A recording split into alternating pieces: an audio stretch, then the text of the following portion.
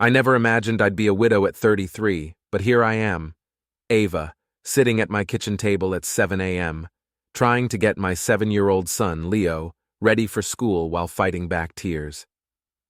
It's been 8 months since the accident at the construction site took Lucas away from us, but some days it still feels like yesterday. The first few months after his death were a blur of paperwork, grief, and sleepless nights.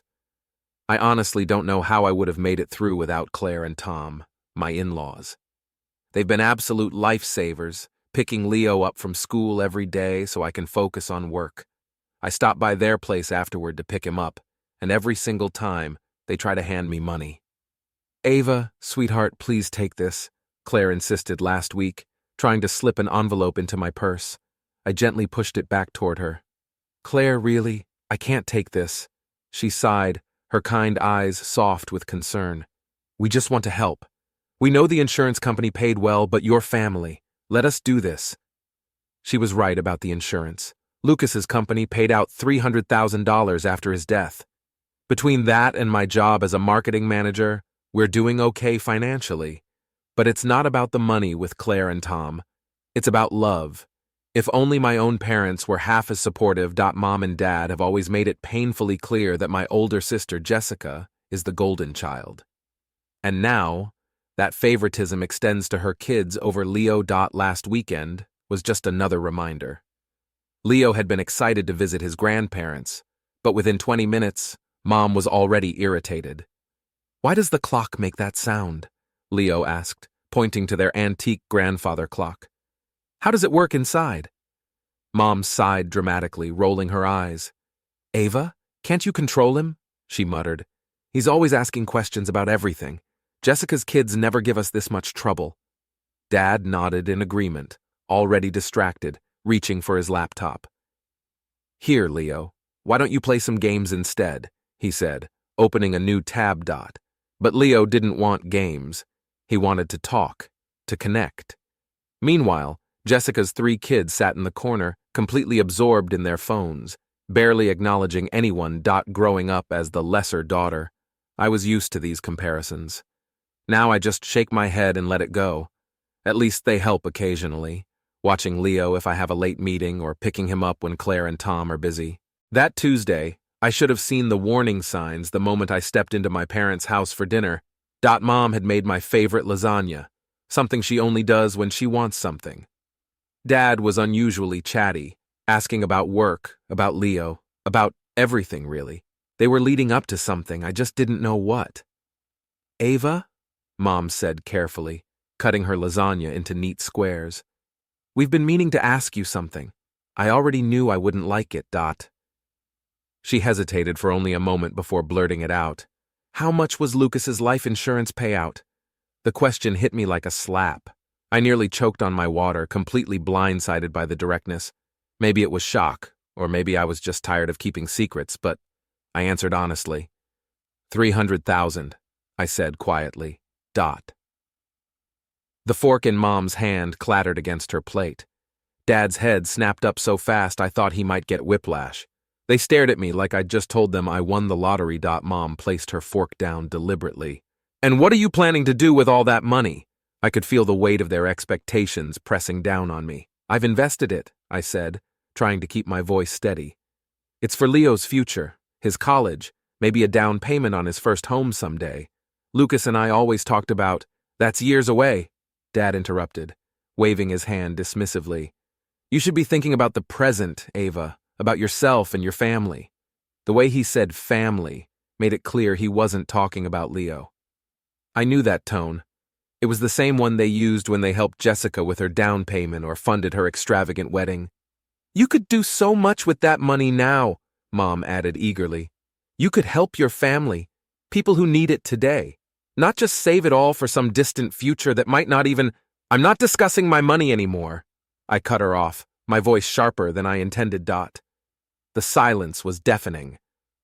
Dad's face darkened with disappointment, and Mom pressed her lips together in that thin, disapproving line I knew too well. The rest of dinner was tense, the only sounds the clinking of utensils on ceramic plates. I thought that would be the end of it. My parents usually punished disobedience with silence, a cold shoulder for weeks at a time. But to my surprise, Mom called just a week later. "We're having a family dinner on Sunday," she announced, her voice warm as if nothing had happened. "Jessica and the kids will be there too. You have to come, sweetheart." Something about her tone made me uneasy, but I agreed. When I arrived, Jessica was already there, her 3 kids glued to their phones as usual. We sat down to eat, and it didn't take long for the conversation to steer toward the real reason we were all here. Jessica sighed dramatically as she passed the mashed potatoes. "It's just so hard these days, you know? Prices keep going up and it's getting impossible to make ends meet." Mom dabbed at her eyes with a napkin, nodding in sympathy. "Your father and I barely have enough for a normal life anymore," she lamented. Jessica cleared her throat and sat up straighter. "I've been thinking," she announced, looking around the table with a self-righteous expression. "Ava and I should help Mom and Dad financially. I'll send them $500 a month. I wish I could do more, but you know how it is. Chris is the only one working, and with 3 kids. She trailed off, letting that thought settle before turning to me with a smile that didn't quite reach her eyes. "But you, Ava, you should send them $1,000 a month." I nearly choked on my drink. "Excuse me?" Jessica nodded as if this was the most logical conclusion in the world. "It makes sense. You earn well at your job and you only have 1 child to support. Plus, with your situation, you have other income now." My blood boiled at her careful avoidance of saying the actual words. Lucas's death. I wanted to scream that I was a widow, that I no longer had a partner to share expenses with, that this other income was meant for my son's future. But before I could speak, Mom clapped her hands in delight. "Oh, girls," she beamed. "You don't know what this means to us." I sat there, torn between disbelief and anger, their expectant faces watching me. I had spent my whole life trying to earn their approval, and here they were putting a price tag on it. "Fine," I heard myself say. "I'll do it." And with that, the first of many payments left my account. I told myself it was worth it if it meant my family would finally support me and Leo. But I would soon learn just how wrong I was. The first transfer hurt the most. $1,000, gone with a few taps on my phone. It wasn't about the money itself. I could afford it, technically. But the principle of it, the manipulation behind it, the way they'd made me feel obligated to help while treating my son as an afterthought, that's what stung. I told myself it would be worth it, that maybe now they'd see me differently, respect me. Maybe they'd start showing up for Leo the way Claire and Tom did, without hesitation, without strings attached. I should have known better. A month in, I called Mom on a Thursday afternoon. "Hey, could you pick Leo up from school today? Claire has a doctor's appointment, and I have a late meeting." There was a pause. "Oh, honey, I wish I could, but my back has been acting up all week," she said, her voice dripping with exaggerated sympathy.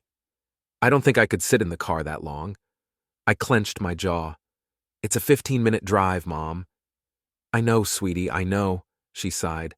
"But you know how these things go. Maybe Jessica can do it?" I already knew the answer to that.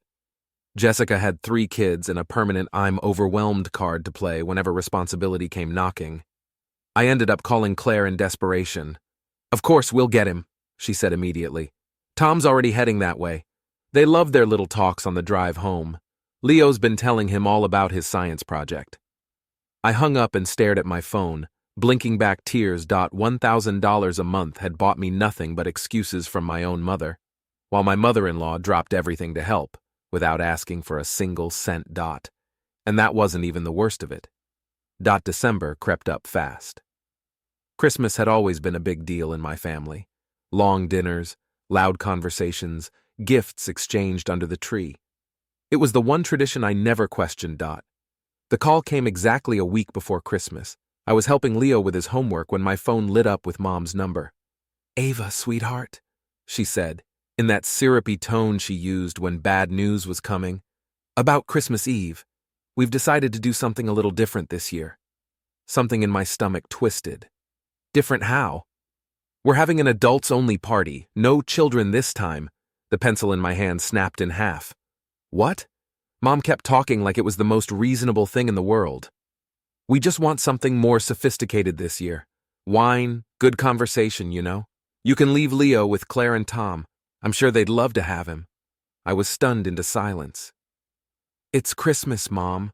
My voice was tight, controlled. What am I supposed to tell Leo?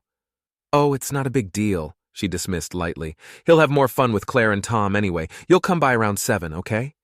I didn't agree. I didn't say anything. I just hung up. That night, I lay awake, staring at the ceiling, replaying the conversation in my head.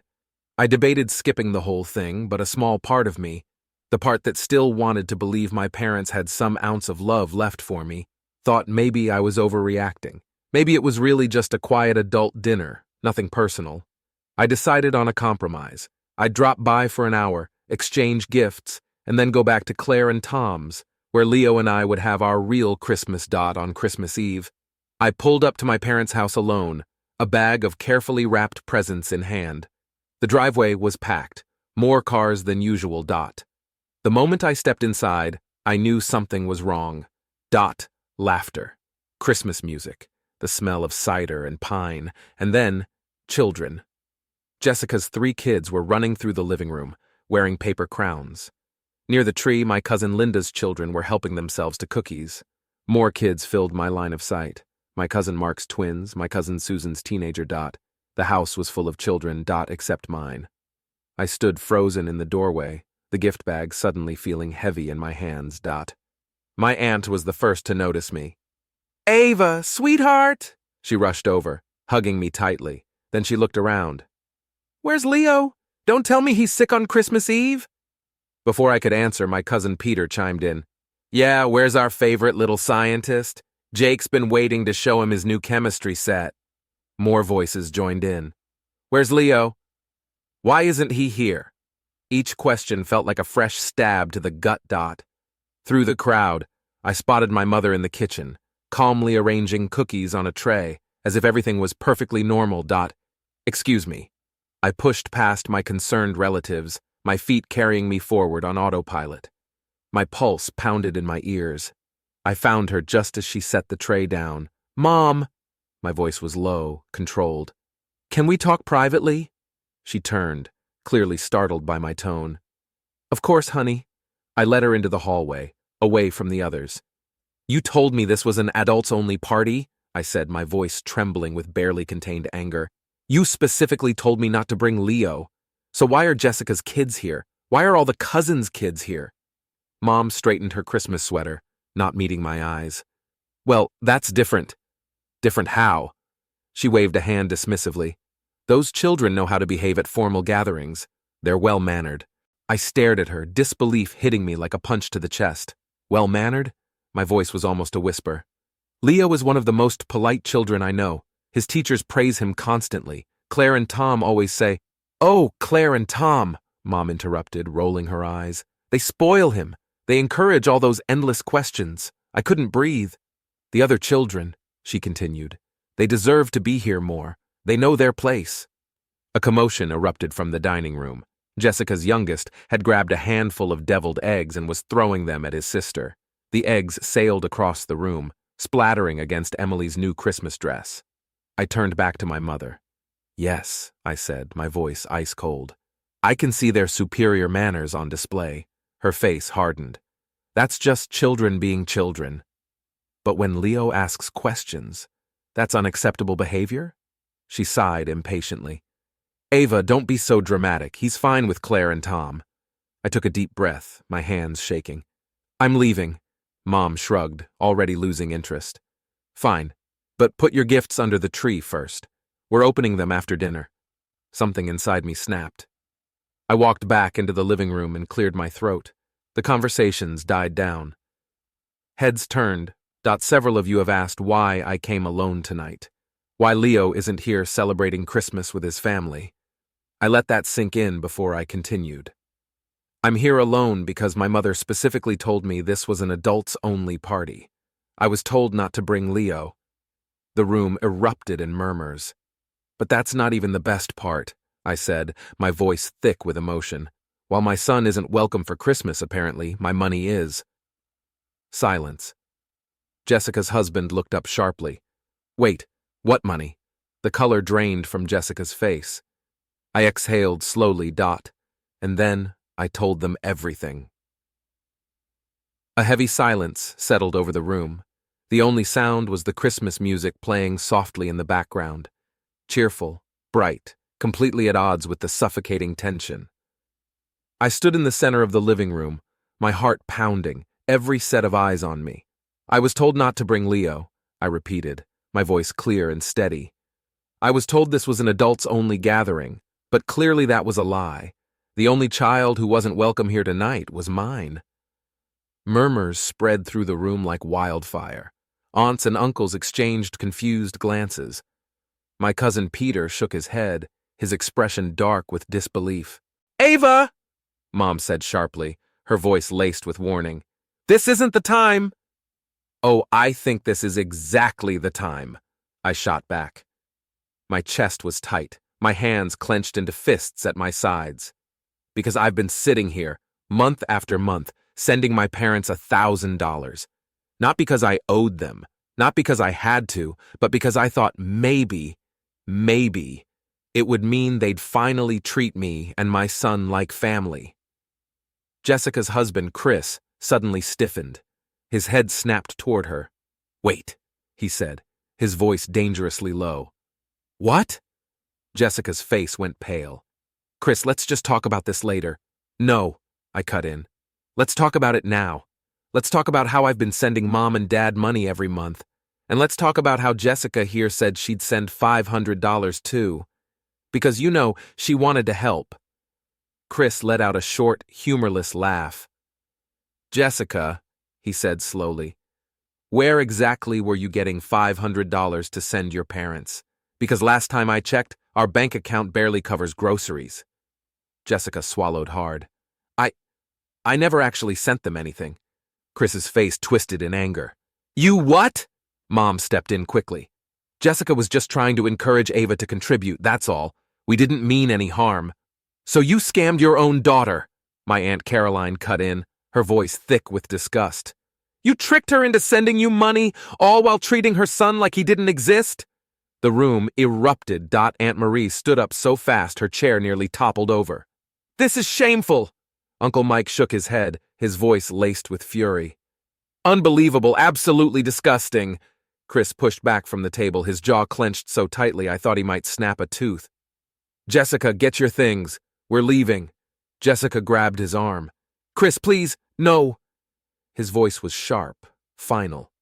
"We'll talk about this later, but right now I don't even want to look at you." He turned to their kids, who had stopped playing and were watching everything unfold, wide-eyed. "Come on, guys, we're going to Grandpa and Grandma's." Jessica's face crumpled, but she didn't fight him. One by one, my relatives stood. Some walked toward the door in silent disappointment. Others shook their heads, muttering to themselves. Mom tried to salvage what was left.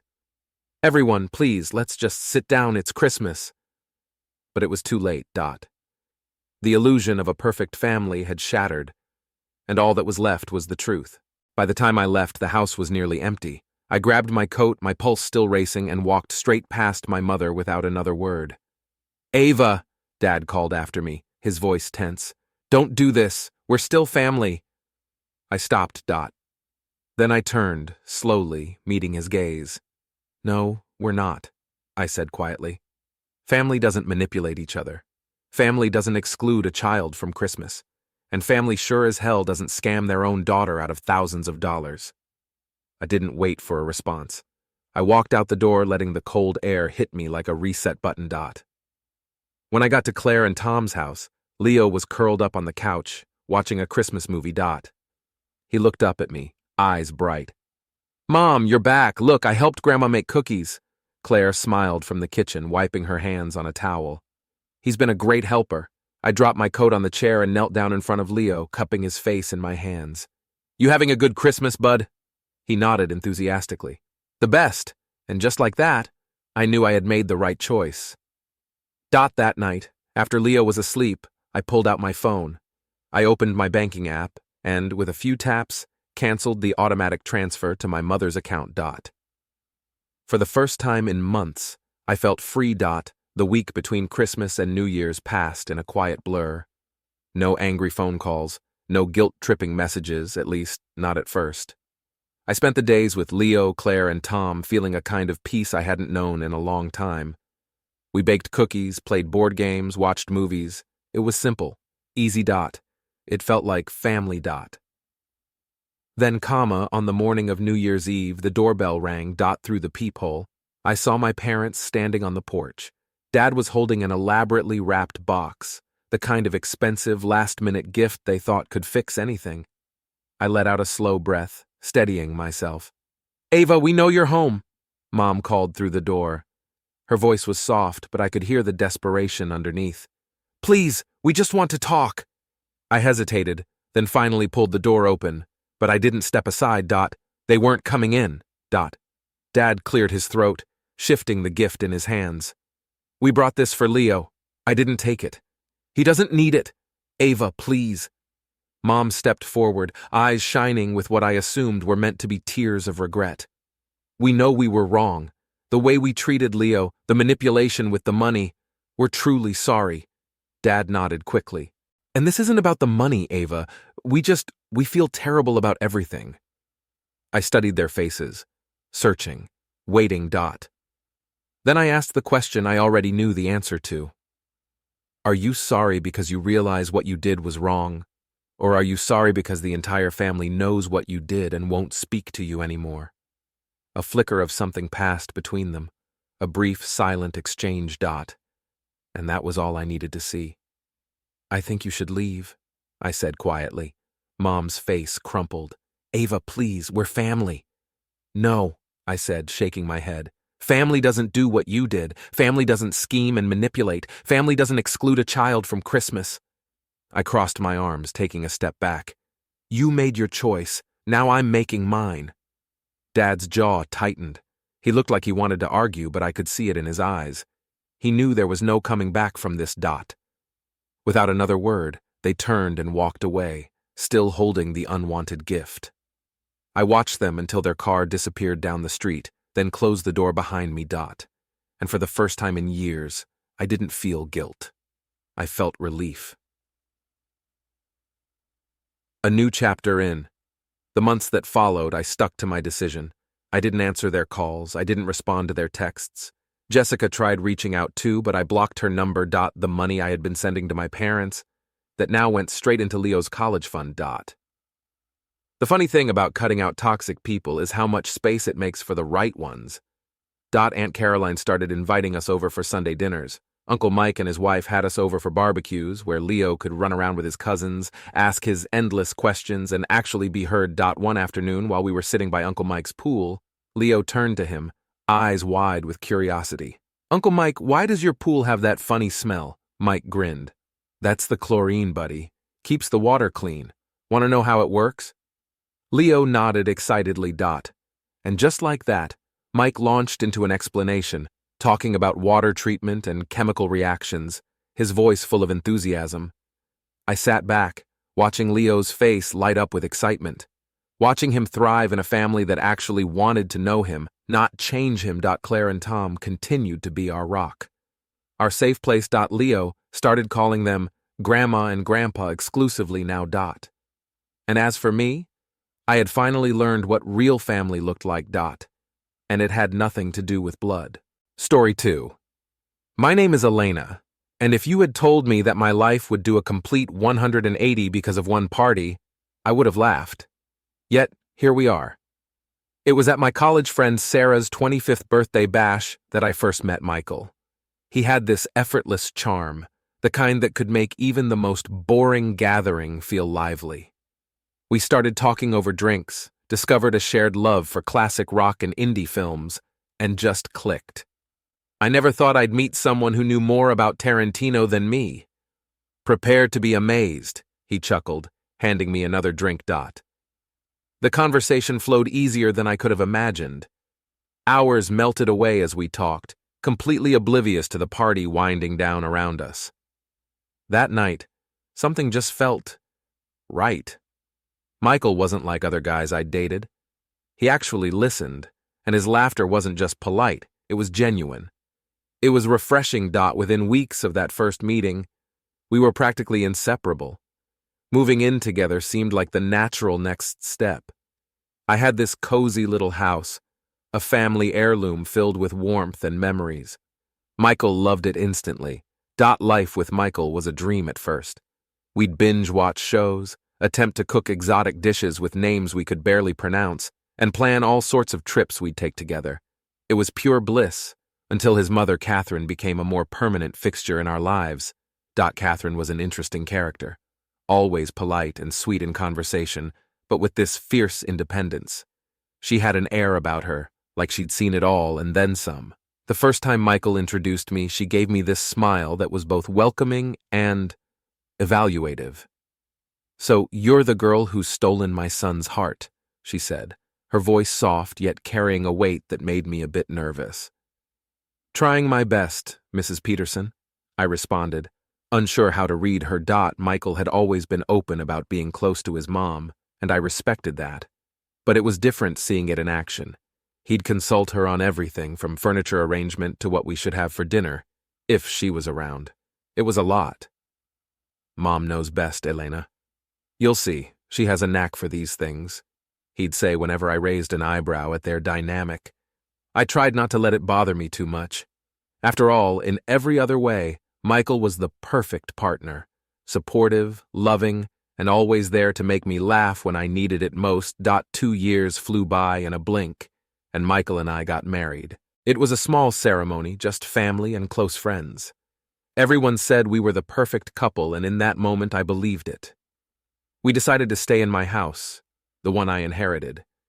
It had always felt like home, and Michael had grown to love it too. Not long after the wedding, we found out I was pregnant. The news brought a whole new level of joy to our lives. When we told Catherine, her reaction was surprisingly warm. "A grandchild! Finally!" she exclaimed, her usual reserved demeanor melting away into genuine excitement. "You'll see, children change everything." And change everything she did. Our daughter Lily was born on a crisp spring morning, her cries filling the room with the most beautiful sound I'd ever heard. "She's perfect, Elena. Just perfect," Michael said, gazing at Lily with a kind of awe that melted my heart. The first few months were a whirlwind of diapers, late-night feedings, and more love than I thought possible. But as things settled and I tried to find a rhythm to our new life, I realized I was doing it almost entirely alone.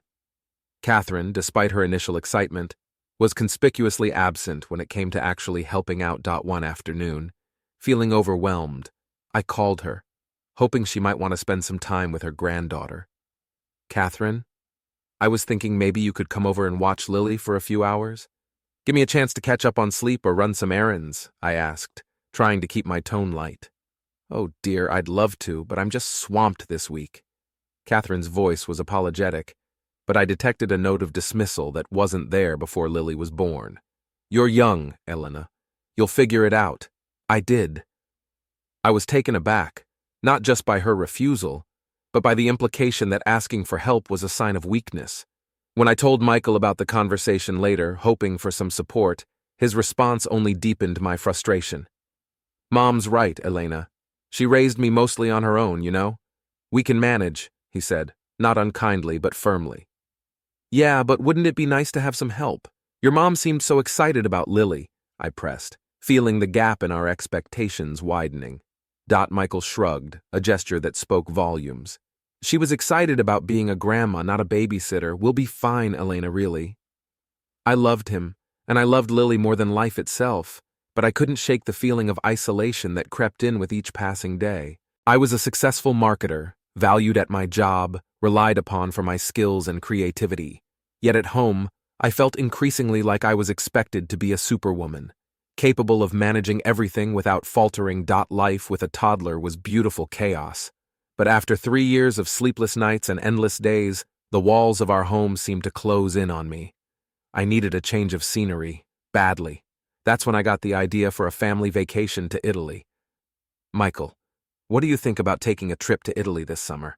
I asked one evening as we were cleaning up after dinner. Lily was at my feet, playing with her toys, blissfully unaware of my growing wanderlust. "Italy, huh? Michael looked up, surprised but intrigued. That sounds amazing, babe. Lily would love it too, her first big trip. Excitement bubbled inside me as I pulled up some travel blogs on my laptop, showing him pictures of the Amalfi Coast, Rome, and Venice. We could visit the beaches, see some historical sites, and just relax.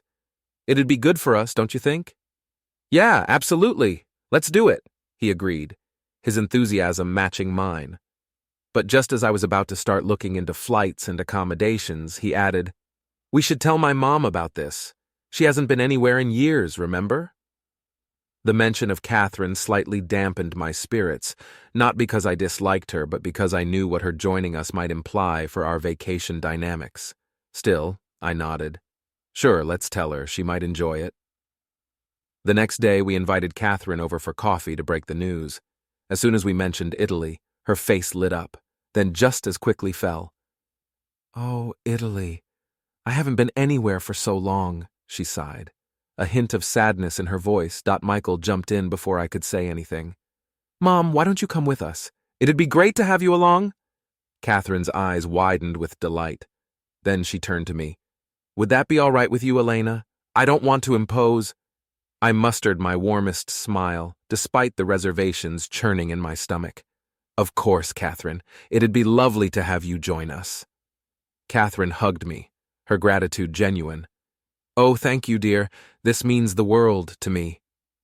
Later that night, as I lay in bed browsing through hotel options, the reality of the costs started to sink in. A family room for 4 was significantly cheaper than separate accommodations, but it still stretched our budget. "Michael, we might need to cut back on some of the outings to make this work financially," I murmured, showing him the figures on my laptop screen. "Don't worry, babe. You always figure things out," he replied, his tone reassuring yet absent, as if the details were just minor nuisances that would sort themselves out. I sighed, closing my laptop. Managing this trip was turning into a project, but the thought of seeing Italy, of watching Lily play on foreign beaches, kept my spirits up. I'd make it work somehow. After all, wasn't that what I always did? One evening, I spread out all the travel brochures and budget sheets, trying to make sense of our finances. Michael wandered in, grabbing a soda. "Looks like a command center in here," he joked. "Feels like one too," I replied, stressed. "I'm trying to figure out how we can afford the extra costs for your mom." Michael shrugged. "Maybe we can just do fewer touristy things." I nodded, disappointed. I also had to find someone to watch Catherine's pets. Thankfully, my friend Rachel agreed to help Dot with the pet situation handled. I finalized the travel plans. The day before our departure, I checked and double-checked our luggage, feeling the pressure. The trouble with Catherine started on the plane. She was already annoyed by Lily's restlessness. "Michael, can't you keep her quiet?" she hissed. Michael, instead of defending our daughter, told me to settle Lily down. I bit back my frustration. When we arrived in Italy, Catherine complained about the heat and dust. At the hotel, she demanded a separate room, even though I had booked a family suite. 2 days later, she got her wish. But the tension didn't ease. At breakfast the next morning, she snapped at Lily for calling her grandma. "It makes me feel old," she said sharply. "Just use my name." Lily looked at me, hurt. I was about to say something, but Michael sided with his mother. A few days later, I woke up to find Michael and Catherine gone. They had rented a car and gone on a lavish shopping spree without us, using our joint account. "You didn't think to discuss it with me first?"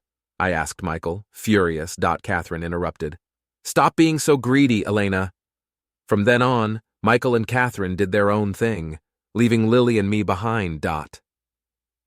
Then, one morning, I woke up and they were gone again. This time for good. Michael called from the airport. "Mom needs to go home," he said coldly. "She's tired of the constant complaints and your greed." "How could you?" I cried. "You'll manage," he said before hanging up. Anger surged through me. I called Rachel. "Rachel, are you at Catherine's house now?" "Yes," she said. "Leave. The pets are out of the utility room. Open all the doors," I said, my voice shaking. Rachel hesitated, But she did as I asked. Later that day, I received a frantic call from Catherine. Her house was a disaster. The puppy had destroyed everything. "This is your fault," she screamed. "You made your choice," I said calmly.